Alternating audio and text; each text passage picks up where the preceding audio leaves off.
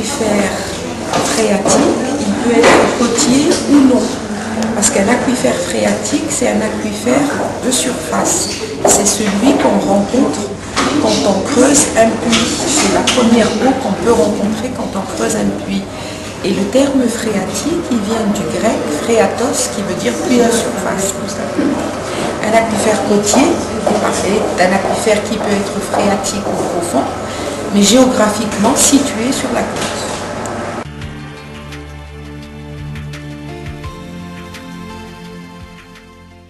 Les aquifères côtiers sont soumis à des sollicitations beaucoup plus importantes souvent que les aquifères du continent parce que partout dans le monde, la majorité de la population vit sur les côtes. Et donc, cette population, avec toutes ses activités industrielles, agronomiques, etc., peut générer beaucoup plus de déchets, de résidus et d'effluents qu'ailleurs. Et donc l'aquifère côtier est soumis à cette pollution-là. En plus du fait de sa présence à côté de la mer, l'intrusion marine peut aussi constituer une menace, surtout si l'aquifère est très sollicité, pompé, si on extrait beaucoup d'eau et qu'on fait déplacer le front au salé vers le continent.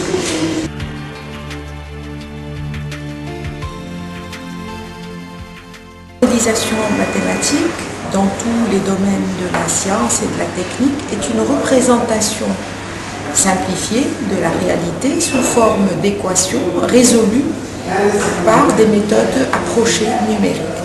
Donc en ce sens-là, ils sont moins coûteux que des expérimentations physiques.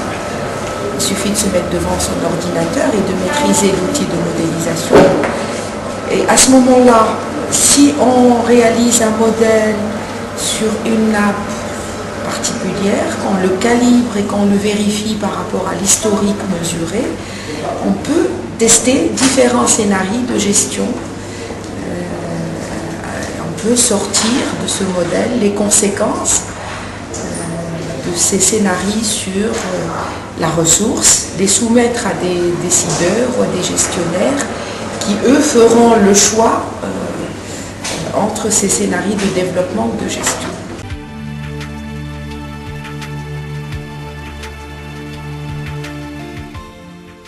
La situation des pays arabes est réellement catastrophique du point de vue de l'eau, de la sécurité en eau justement, et de la disponibilité en eau par tête d'habitant. Alors au Maroc, nous sommes à 700 mètres cubes par an et par habitant, en Tunisie moins de 500 mètres cubes par an et par habitant, et ceci est réellement en deçà de ce que recommandent les organisations internationales comme minima requis par tête d'habitant. Que faut-il faire pour en avoir plus? À ma connaissance, et de mon point de vue, la réutilisation des eaux usées ne représente qu'une fraction minime. Elle ne va pas jouer énormément sur ces taux par habitant. Par contre, les pays arabes sont en majorité situés dans des zones très ensoleillées. Il y a de l'énergie solaire à développer pour faire du dessalement.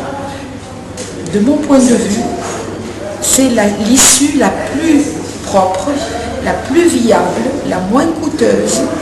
Et si tout le monde se mettait à faire en sorte que le dessalement soit le moins cher possible et qu'il utilise les énergies renouvelables, notamment solaires, je pense qu'on sera sauvé.